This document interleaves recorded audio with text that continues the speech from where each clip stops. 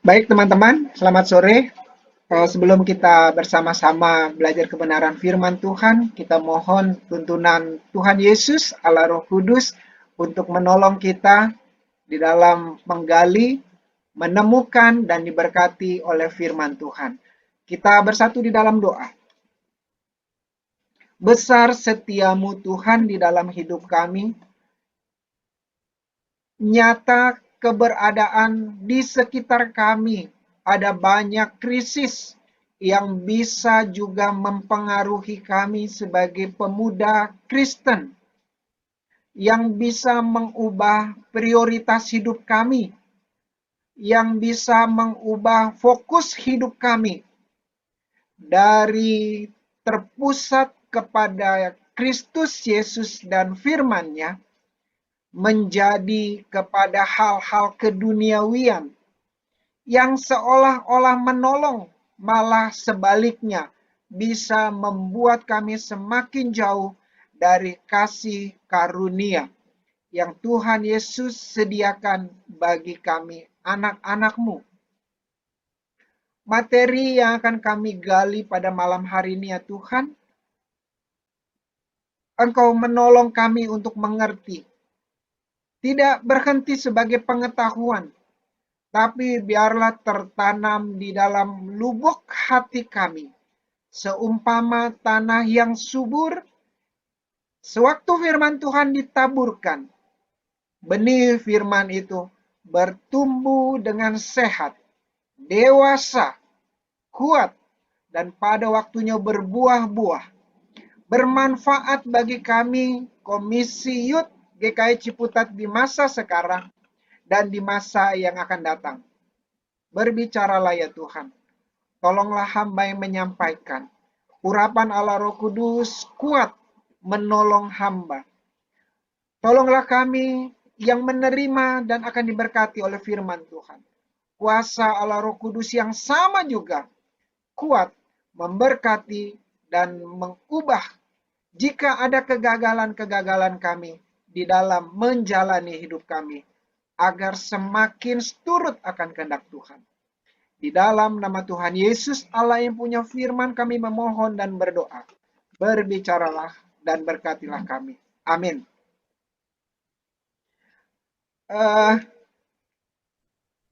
Mohon maaf, lebih enak kalau kita dibuka semua kameranya ya. Ini saya nggak tahu siapa, Ensiok Liana Selan. NZ, Kak. Oh, KNC. Boleh. Ya, salam Kak. Salam, lama sekali nggak ketemu 1 tahun lebih ya, 1 kalender kita. Ya. Udah tahun lebih. Bang Jo sama Kak Yeli ya.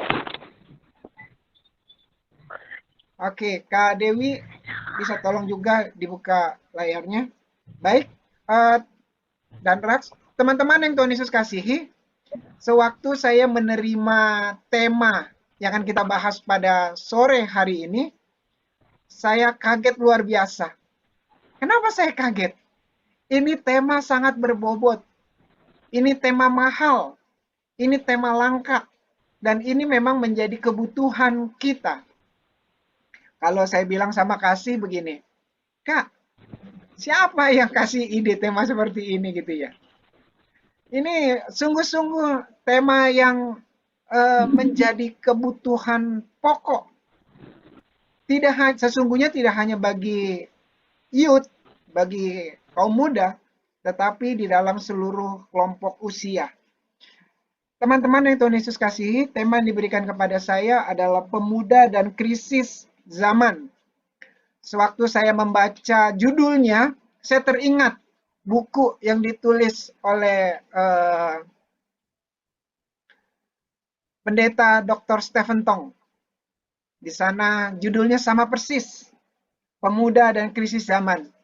Tapi karena saya tidak punya bukunya, saya hanya membaca ulasan-ulasan dari rekan-rekan hamba Tuhan lain yang sudah membacanya. Namun nggak usah khawatir, kalau teman-teman mendapatkan bukunya murah kok, paling cuma 60.000. Teman-teman bisa membaca, diperkaya oleh bagian itu, namun pada pagi hari ini saya mau menyampaikan dari sisi yang lain. Jadi nggak usah khawatir, ini 11-12. Bahasanya sama, tapi alur berpikirnya berbeda. Tema yang diberikan kepada saya, pemuda dan krisis zaman. Mari sebelumnya saya menghargai pengurus yang sudah mempersiapkan ayat firman Tuhan. Kita buka dari Kisah Para Rasul 1 ayat 7-9. Kisah Para Rasul 1 ayat 7 dan 9. Maaf, 7 dan 8. Demikian firman Tuhan. Jawabnya, jadi jawab Yesus ya. Engkau tidak perlu mengetahui masa dan waktu yang ditetapkan Bapa sendiri menurut kuasanya. Tetapi kamu akan menerima kuasa kalau Roh Kudus turun ke atas kamu, dan kamu akan menjadi saksiku di Yerusalem dan di seluruh Yudea dan Samaria dan sampai ke ujung bumi. Ayat pengantar yang diberikan oleh pengurus lebih tepatnya setelah peristiwa Paskah gitu ya. Kan hari Jumat besok kita akan merayakan Jumat Agung, hari sengsara dan kematian Tuhan Yesus. Hari Minggunya Paskah. 40 hari kemudian kita merayakan kenaikan Tuhan Yesus ke sorga. Nah ini dia. Ayat ini lebih tepatnya menjadi bagian sewaktu Yesus naik ke sorga. Namun ayat ini juga memperlengkapi pemikiran kita pada pagi hari ini teman-teman. Ada kata, engkau tidak perlu mengetahui masa dan waktu. Inilah yang akan kita banyak gali pada sore hari ini. Pembahasan kita pada sore hari ini saya coba bagi menjadi 3 bagian. Dalam kita menggali pemuda dan krisis zaman. Yang pertama kita mau belajar etimologi, akar kata atau definisi. Definisi dari pemuda, krisis, dan zaman. Saya menemukannya nanti secara cepat bisa di KBBI, Kamus Besar Bahasa Indonesia. Sehingga pemikirannya tidak terlalu berat gitu ya, tidak terlalu teologi banget. Kemudian yang kedua, kita coba melihat krisis yang terjadi di sekitar kita. Khususnya krisis yang dialami oleh pemuda Kristen. Yang ketiga, kita akan coba menggali solusi. Bagaimana Timotius bisa melewati krisis di zamannya. Nanti kita akan melihat kapan Timotius dipanggil dan bagaimana pelayanannya, bagaimana kesetiaannya juga. Ya, demikian kerangka berpikir kita pada pagi hari, pada sore hari ini. Kita masuk bagian yang pertama. Definisi pemuda. Menurut Undang-Undang Nomor 40 Tahun 2009 yang dikeluarkan oleh Departemen Kehakiman RI,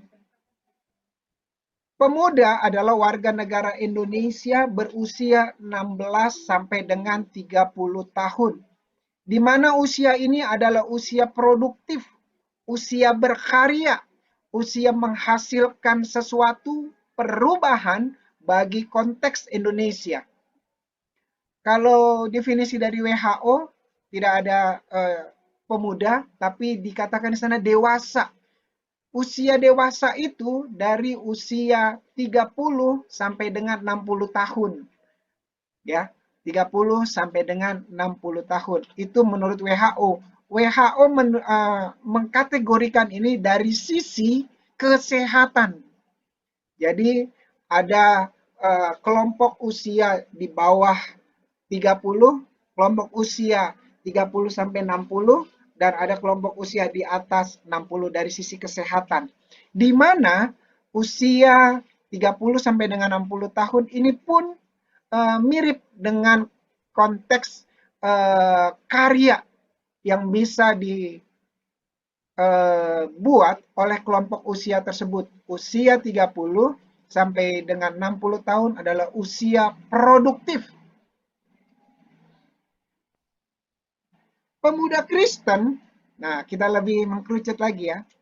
Pemuda Kristen adalah seorang Kristen yang hari-hari hidupnya mencerminkan apa yang Yesus teladankan. Saya dan teman-teman youth adalah pemuda Kristen. Saya juga pemuda ya. Maksudnya punya anak yang sudah muda. Bu Risma senyum. Ya, yang hari-hari hidupnya mencerminkan apa yang Yesus teladankan. Definisi ini teman-teman yang Tuhan Yesus kasihi merupakan definisi yang berat, mengandung konsekuensi tanggung jawab.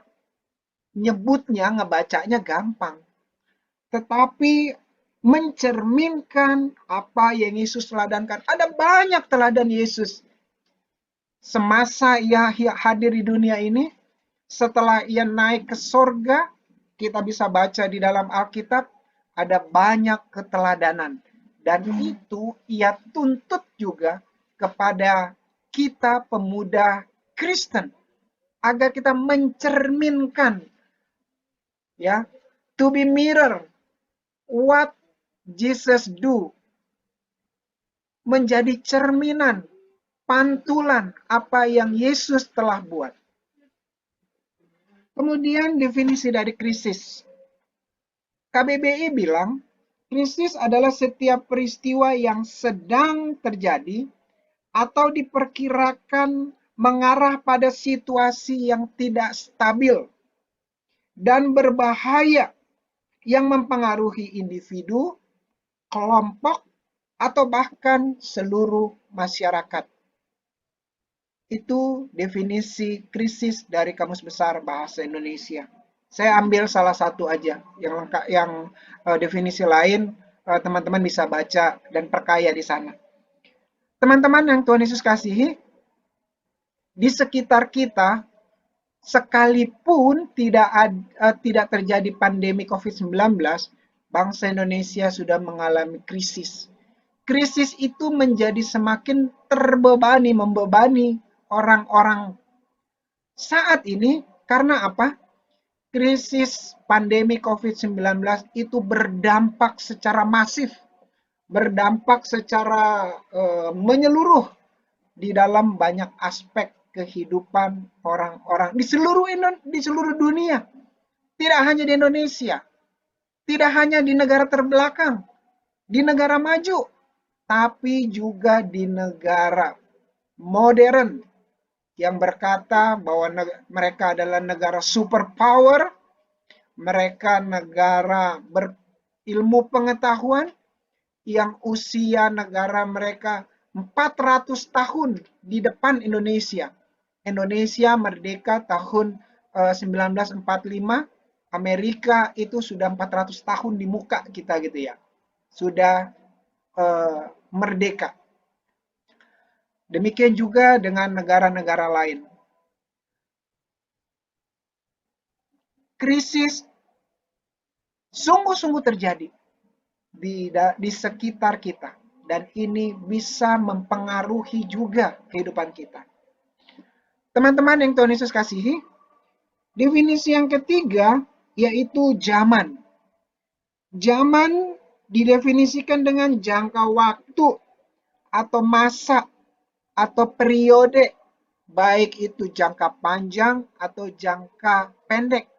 Dalam konteks kekristenan, waktu atau zaman itu ada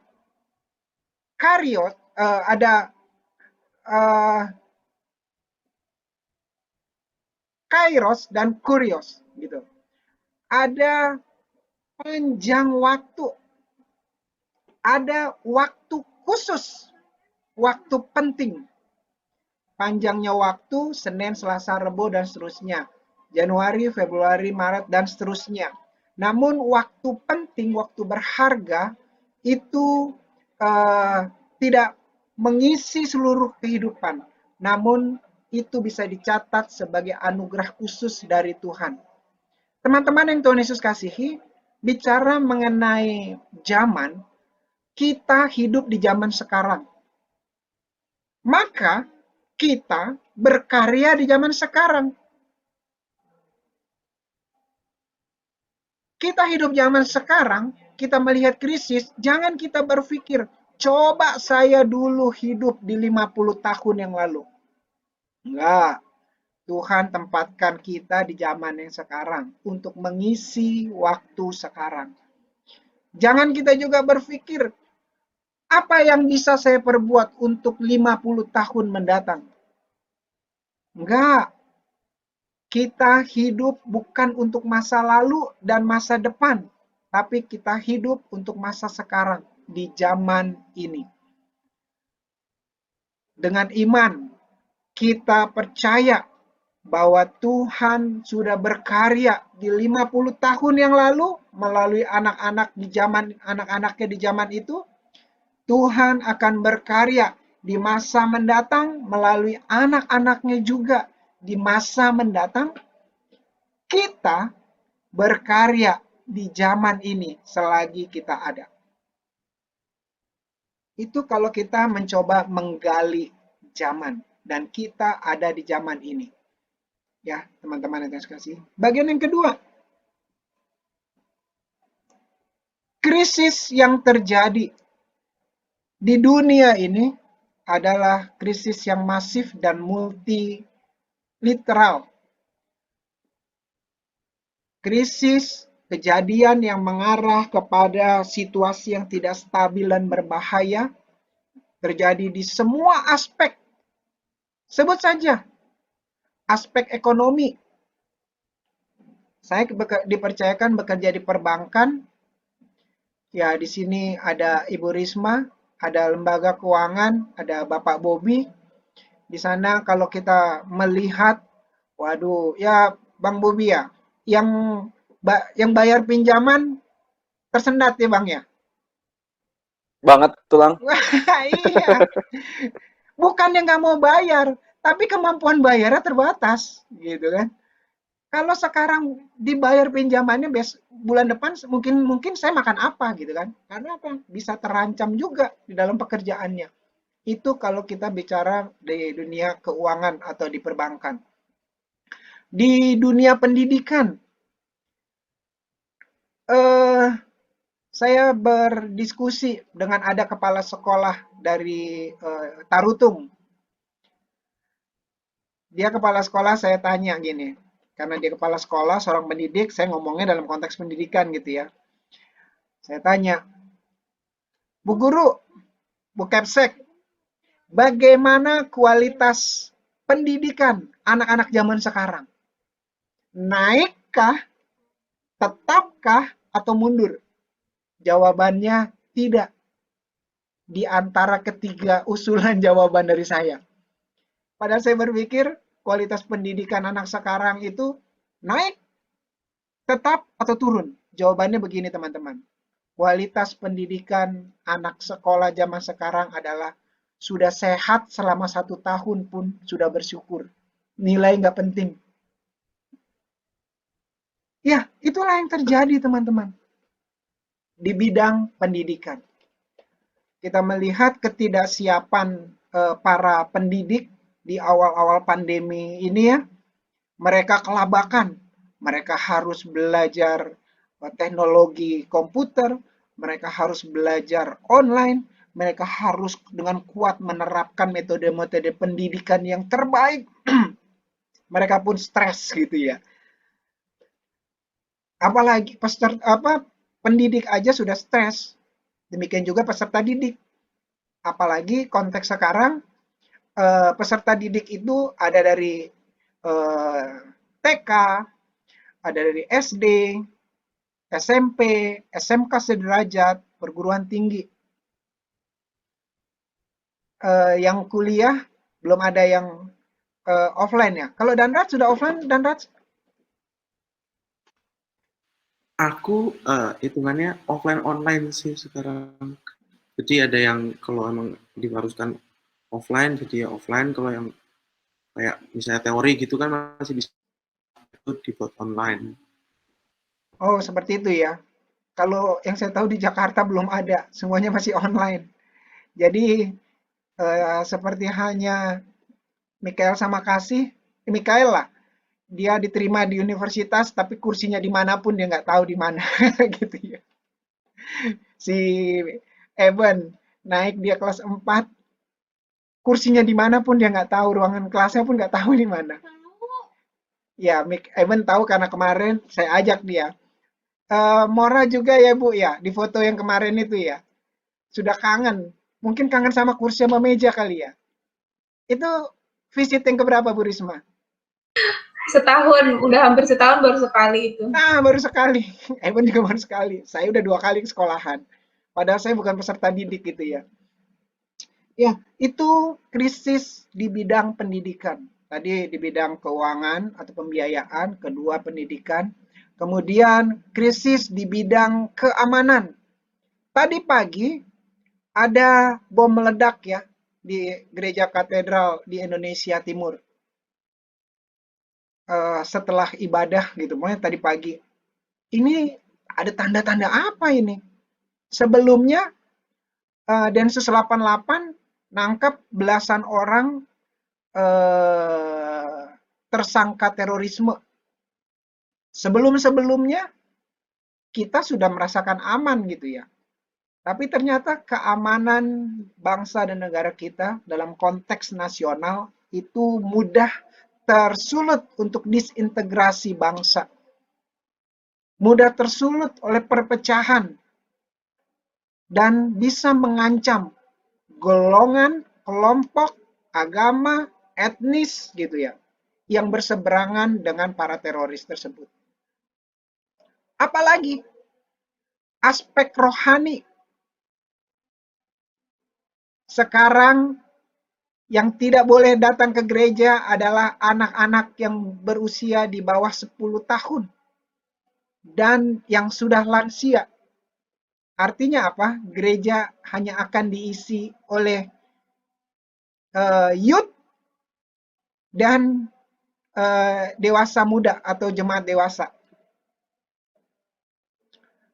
Dan ini teman-teman, selebihnya harus diselenggarakan secara daring atau secara online atau metode seperti apalah yang bisa dibuat oleh gereja.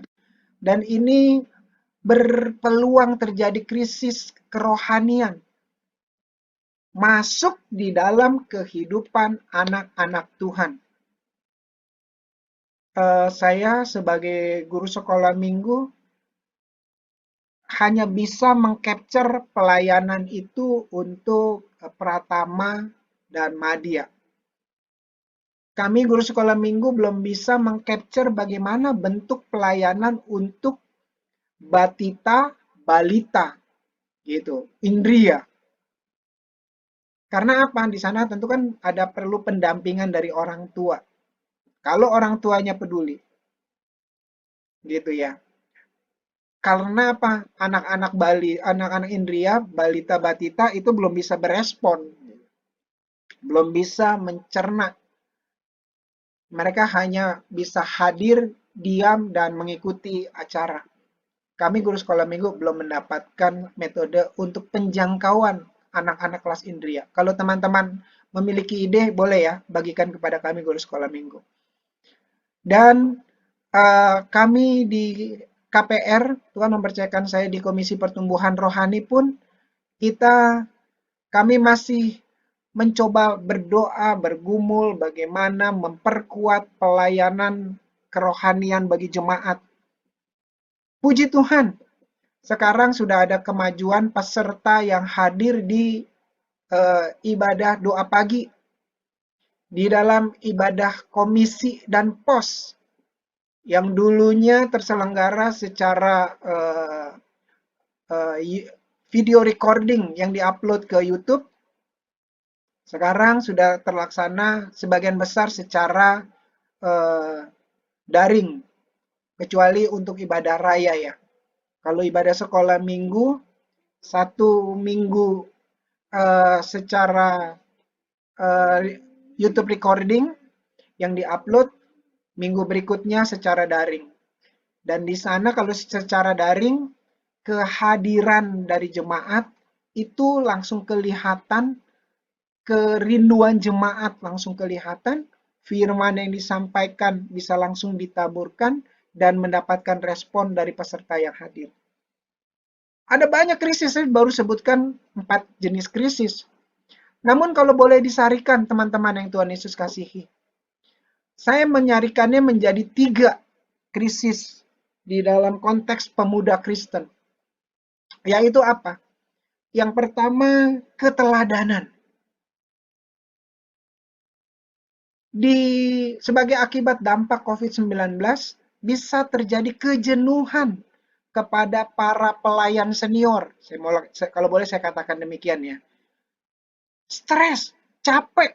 Mereka berpikir bisa menghadirkan pelayanan secara offline, tapi ternyata ada banyak pembatasan yang dibuat oleh pemerintah sebagai perlindungan kepada masyarakat Indonesia terhadap dampak pandemi COVID-19.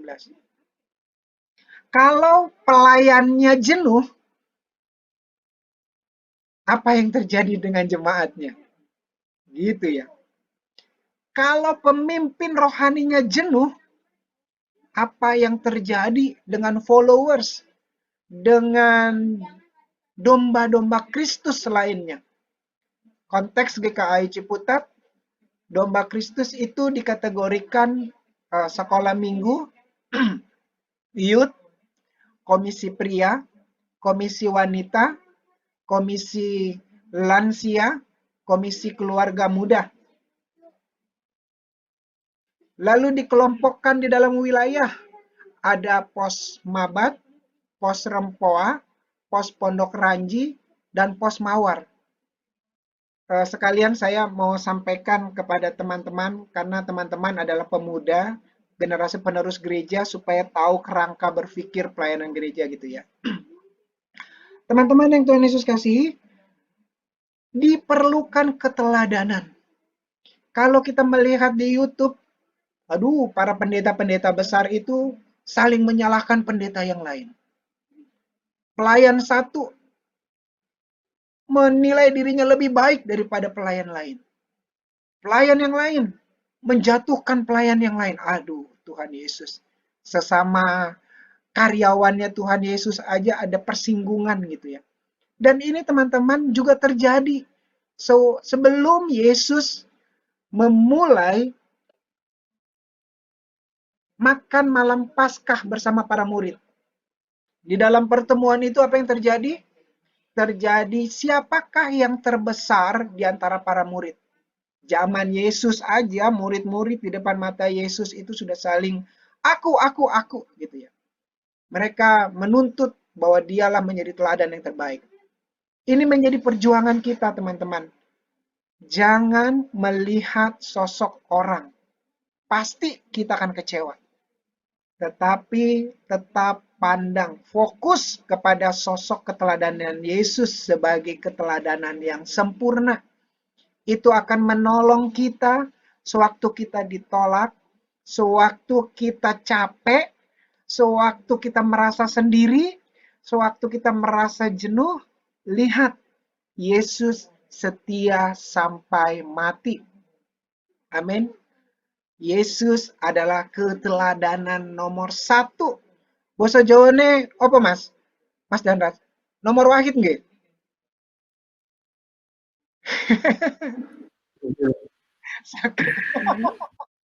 Nomor wahid. Yesus itu teladan nomor wahid. Bukan nomor 1, tapi nomor terpenting lah. Ya, keteladanan. Krisis apa lagi? Krisis identitas diri. Nggak pede. Merasa khawatir. Tidak memiliki ketahanan pendirian di dalam hidupnya. Identitas diri, kalau ditanya, siapakah kamu? Gini, saya dipercayakan di kantor untuk menginterview calon karyawan IT yang akan bekerja di bank. Sebagai interviewer, saya bertanya kepada pelamar, coba jelaskan siapakah kamu? Waduh, banyak orang karyawan sudah mau masuk kantor, udah diinterview, masih nggak ngerti. Saya siapa ya? Kayak gitu. Untuk untuk apa kamu melamar di tempat ini? Apa yang kamu akan bisa kerjakan di tempat ini kalau diterima? Lalu, kalau tidak diterima di tempat ini, apa yang akan kamu lakukan untuk mengembangkan potensi-potensi yang menurutmu bisa dilakukan di kantor ini tapi tidak diterima oleh kantor? Waduh, mereka nggak ngerti. Mereka nggak kenal dirinya. Seringkali sama seperti teman-teman, kalau kita bercermin gitu ya. Saya sih jarang bercermin karena rambut saya pendek, pokoknya sisir ser selesai gitu. Kalau kita bercermin, kita sisir ser. Lalu kita balik badan, apakah kita ingat posisi rambut kita itu masih sama apa enggak? Gitu ya. Khususnya yang wanita. Tata rias kita tuh masih sekualitas yang sama enggak waktu bercermin? Itu karena apa? Ketidakpedean. Karena rasa khawatir yang berlebihan. Ini menjadi krisis yang bisa merasuki pemuda Kristen zaman sekarang. Merasa diri kaum minoritas sehingga tidak berani bermisi mewartakan Kristus sebagai Tuhan Juru Selamat, bersaksi di tengah-tengah dunia, bersaksi di tengah-tengah teman-teman, hidup kudus, hidup tertib, hidup menjadi saluran berkat. Teman-teman, siapa di sini? KNC? Halo? Iya, Kak? Tolong sebutkan satu ikan air laut.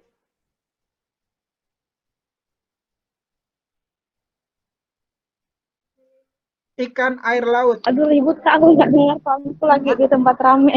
Oke deh. Dewi, Iya, tolong sebutkan satu ikan air laut. kan air laut ya. Iya.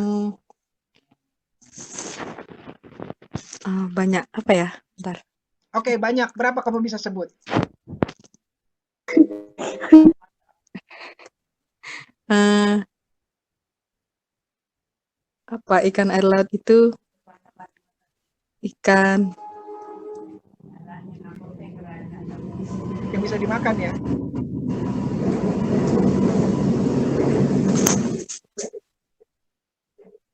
Oke, dan Rats nih, Manado biasanya paling hafal.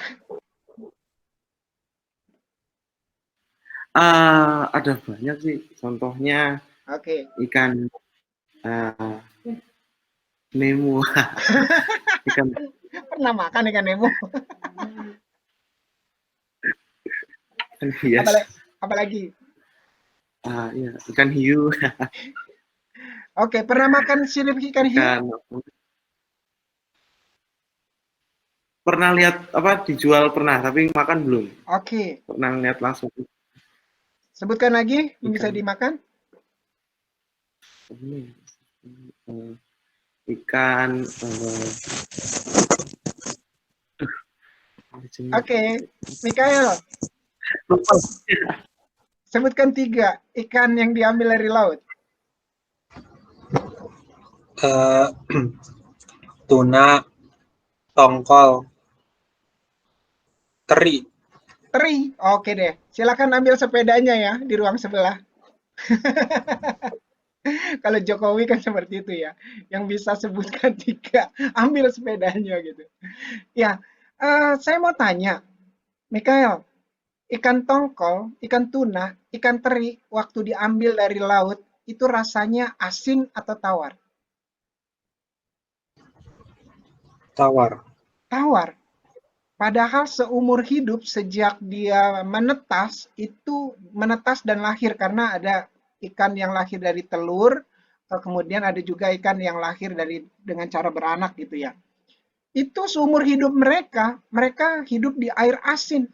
Tetapi rasa asin yang ada di sekitar mereka, yang mereka konsumsi setiap hari, sampai mereka diangkat dari laut, itu sama sekali tidak mempengaruhi kehidupan mereka. Inilah antibodi terhadap krisis yang terjadi.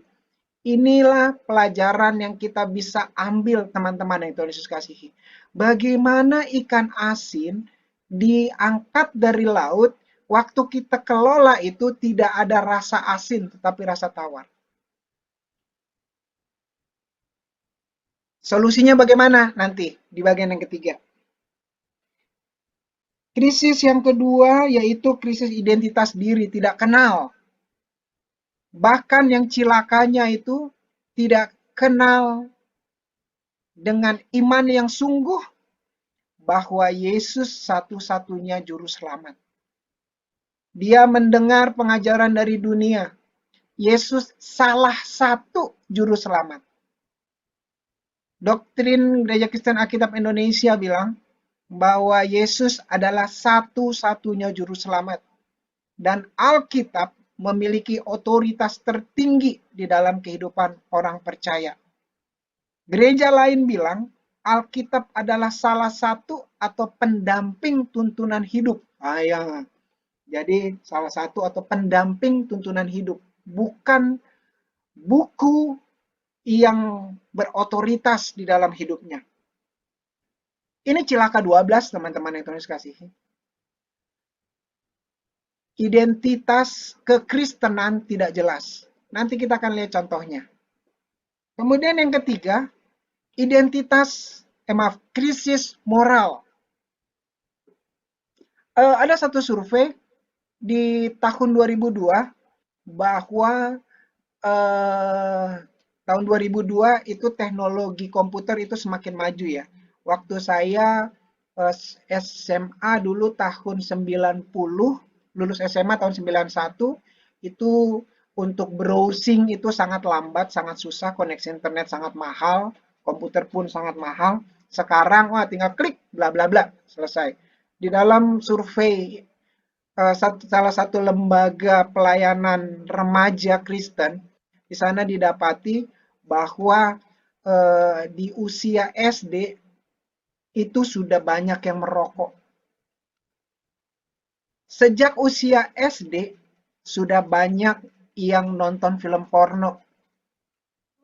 Sejak usia SD sudah banyak yang mencuri. Bahkan anak SD sudah ada yang berpikir bagaimana cara bunuh diri. SD loh. Tahun 2002. Kita sekarang berada di tahun 2021. Contoh-contoh bunuh diri itu banyak. Ada banyak kita bisa temukan bunuh diri secara live gitu ya. Dan itu bisa ditiru. Ada banyak contoh-contoh ngelawan orang tua di banyak film. Itu bisa ditiru. Dengan berkata, saya mau jadi seperti artis idola. Tuh, dia melawan orang tuanya. Cara membongkar ATM. Bisa kita dapatkan tutorialnya di YouTube. Cara mencuri, cara merusak, cara membunuh orang lain, membunuh diri, cara segala hal di dalam keberdosaan itu banyak tersaji di media sosial. Krisis yang dialami oleh pemuda Kristen dalam hal moral itu terjadi, teman-teman. Tidak di luar sana, tapi juga bisa masuk ke dalam dunia pemuda Kristen. Banyak pemuda Kristen yang pelayanannya good, maju. Tuhan memberkati dengan banyak talenta, tapi jatuh di dalam dosa seksual. Jatuh di dalam perzinahan. Banyak pemuda Kristiani yang pintar, brilian, dipercaya menjadi pemimpin di lembaga atau di kantor, korupsi. Kita ngomong konteksnya pemuda ya. Sampai konteks Undang-Undang nomor 40 itu kan sampai usia 30 gitu ya. Karena pintar korupsi. Karena dia pintar, pandai, dan bisa mempengaruhi viewers, dia menjadi bad influence, menyebarkan hoax, berita bohong, menyebarkan kata-kata yang merusak suasana keharmonisan berbangsa dan bernegara. Ini yang terjadi, teman-teman. Itu terjadi sewaktu zamannya Timotius. Mari kita buka Alkitab kita.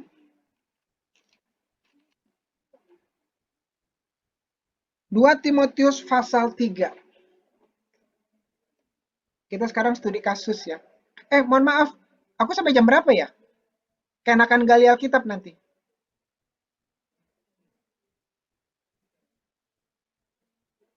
Pak Ketua. Bebas kok tulang. Jangan bilang bebas. Besok ada kerja nih pada sekolah. Oke, saya coba percepat ya. 2 Timotius pasal 3. Ini yang terjadi di zaman kita sekarang gitu ya. Kita masuk di zaman akhir zaman. Ayat yang kedua hingga ayat yang ketujuh. Saya akan bacakan. Manusia akan mencintai dirinya sendiri dan menjadi hamba uang. Self fokus gitu ya. Menampak-nampakkan dirinya bahkan menjadi hamba uang. Semua dia bisa jual demi uang. Harga diri dia jual demi uang. Yesus pun bisa dijual demi uang. Mereka membual, menyombongkan diri. Mereka akan menjadi pemfitnah. Mereka akan berontak terhadap orang tua. Dan tidak tahu berterima kasih, tidak mempedulikan agama. Agama itu dari kata tidak teratur. Agama hadir agar tercipta keteraturan. Agama Kristen, kekristenan itu sebenarnya bukan agama, tapi ajaran dari Tuhan Yesus. Namun dalam konteks bernegara itu menjadi satu agama, ya, agama Kristen. Tidak tahu mengasihi, tidak mau berdamai, suka menjelekkan orang, tidak dapat mengekang diri, garang, tidak suka yang baik, suka mengkhianat, tidak berpikir panjang, berlagak tahu, lebih menuruti hawa nafsu daripada menuruti Allah. Allah dan firman-Nya yang seharusnya berada di prioritas 1 di nomor wahid itu tergeser dengan apa? Hawa nafsu. Hidup didorong dan dikuasai oleh si jahat yang seharusnya hidup didorong, diisi, didrive oleh Allah itu sendiri. Einstein bilang bahwa di dalam struktur tubuh manusia ada satu ruang yang bisa mengendalikan orang itu. Dan ruang itu hanya bisa diisi oleh pribadi Allah, pribadi Tuhan. Kalau ruang itu kosong, maka hidup orang itu akan liar. Dan puji Tuhan, kalau kita anak-anak Tuhan, ruang utama itu diisi oleh Roh Kudus, oleh Tuhan Yesus Kristus. Maka hidup kita akan menjadi bagian ketiga nanti. Secara lahiriah mereka menjalankan ibadah mereka, tetapi pada hakikatnya mereka memungkiri kekuatannya. Jauhi mereka itu. Hati-hati dalam bergaul. Pergaulan yang buruk merusak kebiasaan yang baik. Sebab di antara mereka terdapat orang-orang menyeludupkan ke rumah orang lain dan menjerat perempuan-perempuan lemah yang syarat dengan dosa dan dikuasai oleh berbagai-bagai nafsu. Ini bagian yang ketiga tadi ya, bicara mengenai moral ya. Yang walaupun selalu ingin diajar, namun mereka tidak pernah dapat mengenal kebenaran. Itu bagian yang kedua, identitas diri. Mau hidup benar, tapi nggak pernah bisa. Mau hidup suci, tapi nggak pernah bisa. Mau hidup kudus, tapi nggak pernah bisa. Jatuh lagi, jatuh lagi, jatuh lagi. Jadi ibarat seekor anak babi yang putih gitu, yang sudah dimandikan dengan sabun yang membuat dia bersih dan harum, lalu dikasih pita warna merah. Waduh, anak babi yang putih dikasih pita merah itu lucu banget ya. Sewaktu dilepas dia lari kemana? Ke kubangan. Lebih nyaman dia di tempat yang kotor daripada di tempat yang bersih. Itu babi kan contoh secara umum ya. Bukan berarti kita tidak boleh makan babi. Enak. Tapi itu contoh bahwa sesuatu yang sudah bersih tapi bisa ke kubangan itu bisa menjadi daya tarik.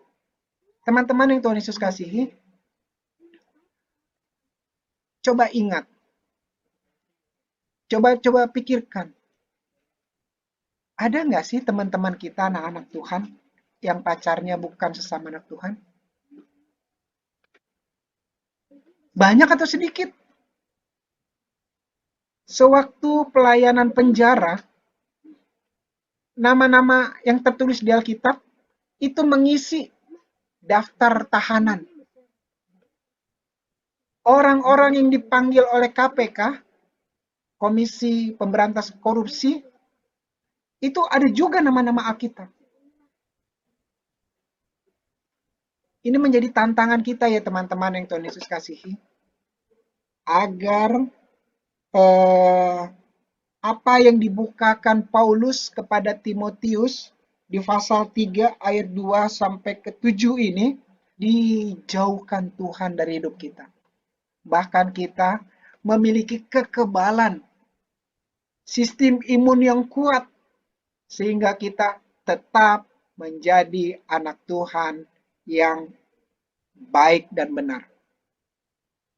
Setelah kita mengetahui definisi, setelah kita mengkristalkan krisis yang dialami secara khusus oleh pemuda Kristen yang diwakili oleh Timotius pada zamannya.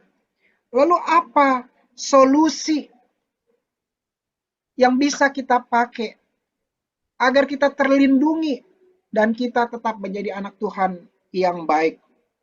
1 Timotius pasal yang keempat, ayat yang ke-11 hingga ayat yang ke-16.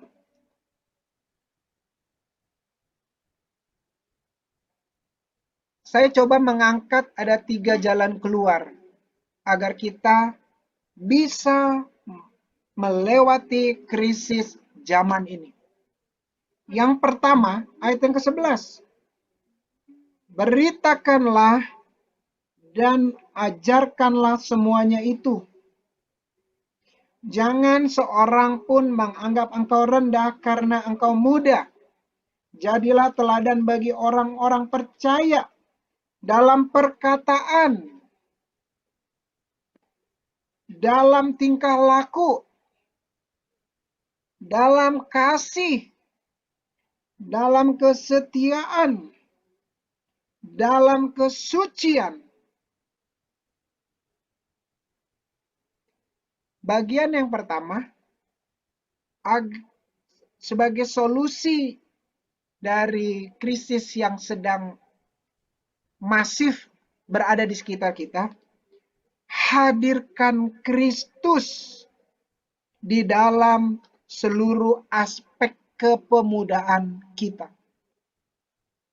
Hadirkan Kristus di dalam seluruh aspek kepemudaan kita. Teman-teman, sebagai siswa, mahasiswa, karyawan, hadirkan Kristus di sana. Isi pikiran kita dengan pikiran yang datangnya dari Kristus. Isi hati kita dengan kerinduan-kerinduan Kristus. Isi dan mohon agar Roh Kristus, Roh Kudus menggerakkan kita berjalan tepat seperti yang Tuhan kehendaki melalui firman-Nya dan tuntunannya di dalam hati kecil kita. Teman-teman yang Tuhan Yesus kasihi, saya menemukan Timotius ini adalah seorang waktu dia dipanggil menjadi pelayan Tuhan, dididik, dipersiapkan menjadi pelayan di usia, ada penulis yang berkata di usia 15 tahun. Dia sudah dipanggil dan sudah dipersiapkan. Kalau menurut Undang-Undang Nomor 40 2009 tadi bilang usia 16 ya. Ya mepet lah 15-16 gitu. Tapi ada di kelompok usia youth, usia pemuda. Papa mamanya itu adalah orang tua campuran. Mamanya seorang Yahudi, ayahnya seorang Yunani. Namun yang menarik adalah pengaruh kuat dari mamanya, dari neneknya, membentuk Timotius muda untuk hidupnya dikendalikan oleh pengajaran yang benar. Sudah berapa lama teman-teman hidup mengenal Yesus? Sudah berapa lama teman-teman hidup membaca Alkitab? Sudah berapa besar dampak pengenalan kita terhadap Yesus, dampak pembacaan kita terhadap Alkitab itu mengubah hidup kita menjadi sama seperti Kristus. Bagian yang pertama, solusinya agar kita bisa melewati krisis keteladanan, krisis identitas, krisis moral. Yang pertama, hadirkan Kristus di dalam seluruh aspek kepemudaan kita. Dan Ras, sekolah musik, hadirkan Kristus melalui musik. Kasih sekolah seni, hadirkan Kristus melalui seni. Mikael, jurusan psikologi, hadirkan Kristus melalui psikologi. NC sebagai calon hamba Tuhan, apalagi gitu ya. Hadirkan Kristus sungguh-sungguh melalui waktu persiapanmu sebagai hamba Tuhan di masa mendatang sedari dini dari sekarang. Dew, kamu jurusan keuangan nih, Dew?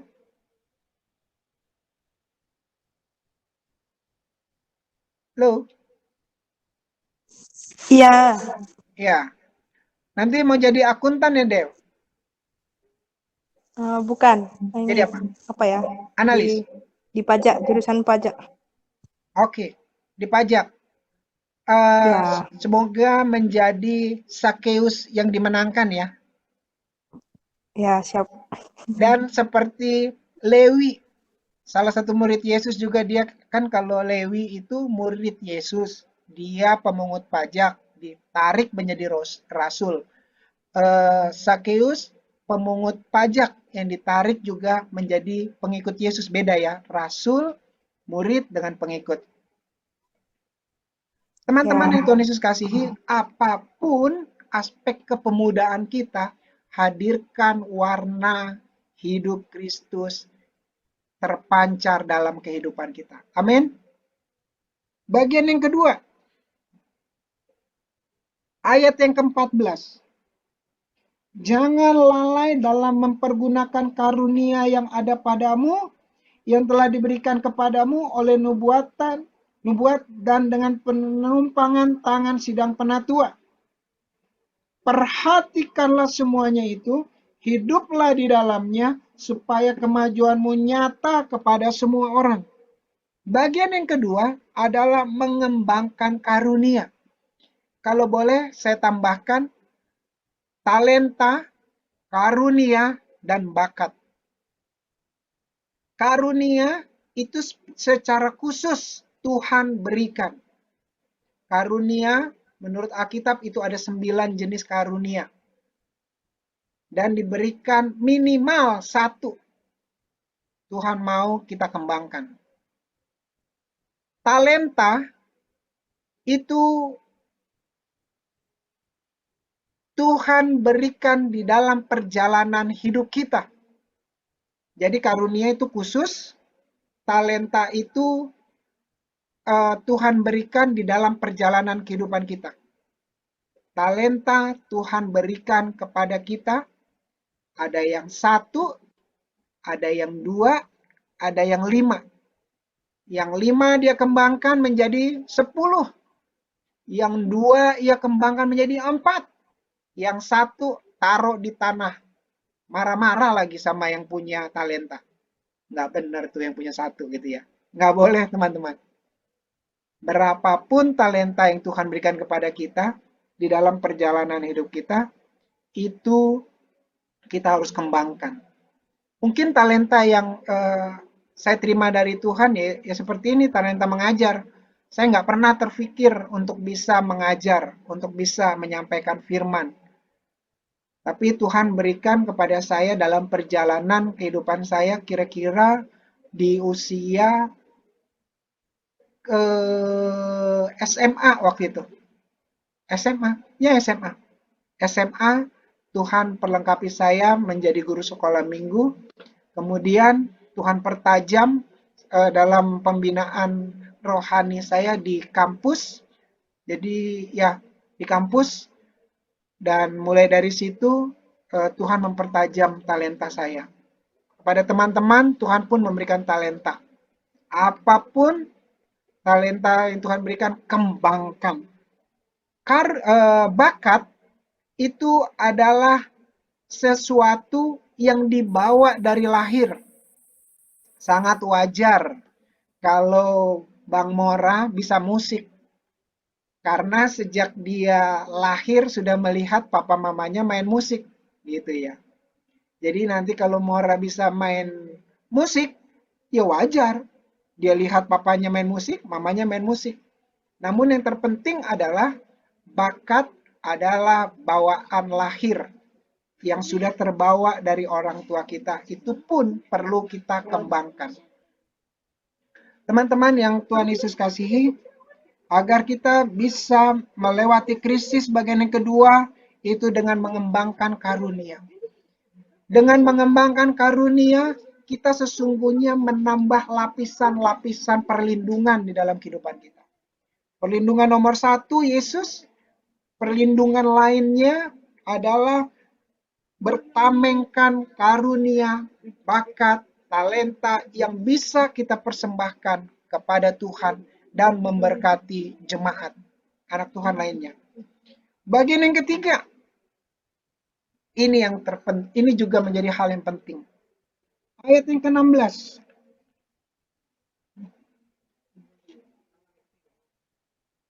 Satu Timotius 4 ayat yang ke-16. Awasilah ajaranmu, awasilah dirimu sendiri, dan awasilah ajaranmu. Bertekunlah dalam semuanya itu, karena dengan berbuat demikian engkau akan menyelamatkan siapa? Dirimu dan semua orang yang mendengar engkau. Bagian yang ketiga adalah hadirkan komunitas pemuda Kristen yang dewasa.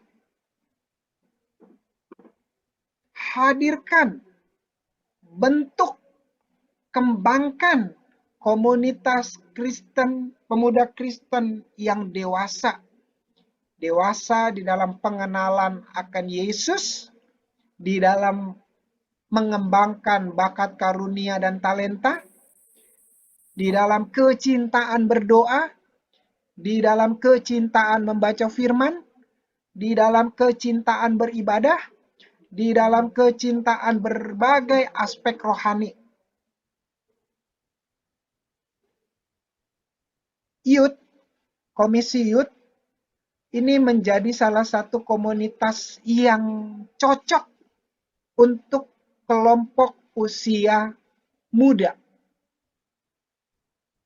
Besar harapan saya, dan tentu Ibu Risma sebagai Majelis Koordinator Komisi Youth, agar youth tidak hanya bangun dari tidur, tetapi lari dan melompat di dalam kemuliaan Tuhan. Sekalipun ada kejenuhan ya, siapa teman-teman pengurus, kejenuhan itu biasa. Itu menjadi cambuk pendorong untuk tetap setia. Yang lain tidak setia, bagian kita adalah setia dan mempengaruhi kesetiaan kita juga menjadi kesetiaan orang lain. Membuat hidup kita menjadi kesaksian yang hidup, mewakili, mencerminkan kehadiran Kristus dalam diri kita, terpancar di dalam pemikiran, perkataan, tingkah laku, perbuatan, seluruh aspek yang keluar di dalam hidup kita. Inilah 3 hal yang saya bisa sharingkan kepada teman-teman. Pemuda dan krisis zaman. Kita sudah melihat diri kita sebagai pemuda. Kita sudah melihat kondisi-kondisi yang bisa menyerang kita. Dan kita sudah tahu juga bagaimana menang atas krisis, bahkan tidak hanya menang, menjadi berkat, menjadi saksi, sekalipun krisis itu hadir dalam kehidupan kita. Jika ada yang mau bertanya, silakan.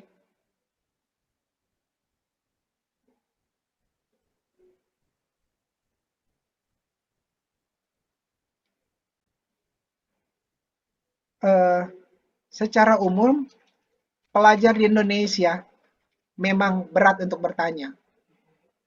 Kalau ikut seminar-seminar juga ada yang bertanya, semuanya nunduk. Atau melihat kiri, melihat kanan. Itulah pola pendidikan di Indonesia ya. Tapi kalaupun tidak ada yang bertanya, itu karena sudah mengerti. Atau mau merenungkan lah. Kalau mau nanya nanti bisa Japri. Japri sama Ibu Risma. Nanti Ibu Risma dan saya akan mencoba menjawab. Mau nanya dong. Oke, Raj. Yang ketiga kan dari apa? Solusi yang ketiga, hadir komunitas Kristen yang dewasa.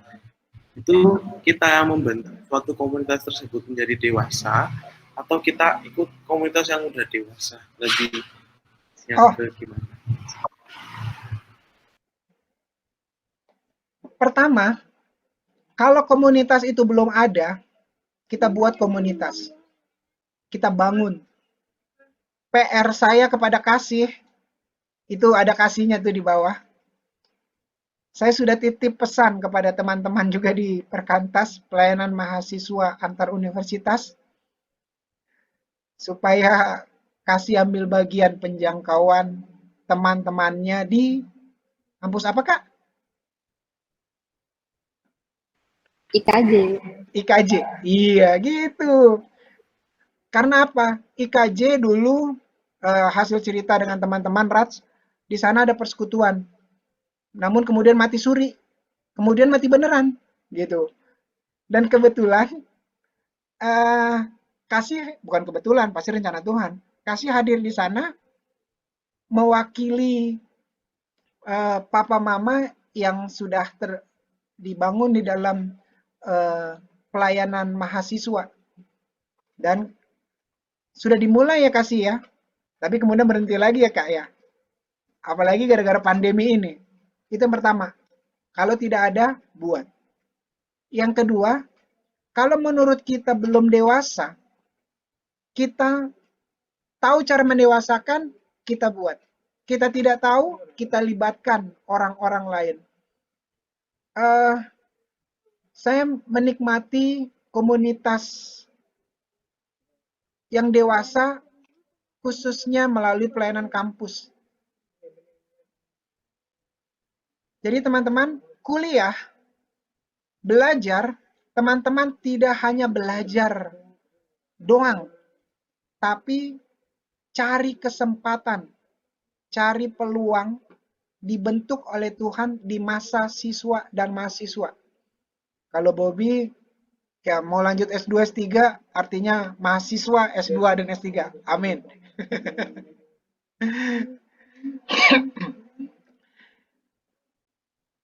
Kalau kesulitan, teman-teman, saya punya teman-teman yang bisa dikatakanlah tersebar di seluruh Indonesia. Mungkin juga kalau teman-teman mau keluar negeri, melalui lembaga ini bisa membantu teman-teman untuk mengembangkan satu komunitas menjadi dewasa, menjadi kuat. Kalau belum ada, buat. Kalau sudah ada belum berkembang, kembangkan. Kalau sudah berkembang, terus kembangkan, terus dewasakan. Dengan melibatkan ya hamba-hamba Tuhan, anak-anak Tuhan lainnya, lembaga-lembaga pelayanan yang mengkhususkan diri dalam membangun komunitas Kristen. Ya, seperti itu Danraj. Oke, Pak. Oke. Jangan bilang saya nggak bisa. Saya pun nggak bisa, tapi Tuhan Yesus bisa. Saya tidak bisa, Tuhan Yesus bisa kirim dari seberang, dari sebelah, dari teman-teman. Sekalipun saya tidak bisa memberikan solusi, tapi kita berdoa kepada Tuhan, Tuhan bisa memberikan solusi selain dari saya, tapi dari cara Tuhan yang lain. Apalagi Danraj ngekos ya? Iya. Oke, satu kos ada berapa yang Kristen? Berapa ya? Sekitar 5. Kalau di antara 100 sampai 100%, mungkin yang Kristen 40%. Oh, 40%? Satu angkatanmu? Kalau di angkatan, nah, mungkin sekitar 40 sampai 50 juga sih. Oh, sekitaran segitu. Good dong. Artinya kamu sebenarnya sudah masuk ke zona nyaman. Tapi hati-hati, zona nyaman bisa membuat kita tertidur, terlena. Ya, monyet itu pandai memanjat, tapi sewaktu dia di ujung pohon, karena enaknya sepoi-sepoi angin, dia bisa jatuh. Kenapa? Karena ketiduran. Seperti itu. Tapi beda dengan Raja Wali. Dia semakin tinggi, sayapnya makin kuat, matanya makin tajam. Organ-organ penerbangannya itu semakin terlatih, ya. Jadi kita tergantung, sepoi-sepoi bisa bikin tidur, tapi juga angin yang kuat bisa menjatuhkan, bisa juga membuat kita semakin kuat. Thank you pertanyaannya, Danraj.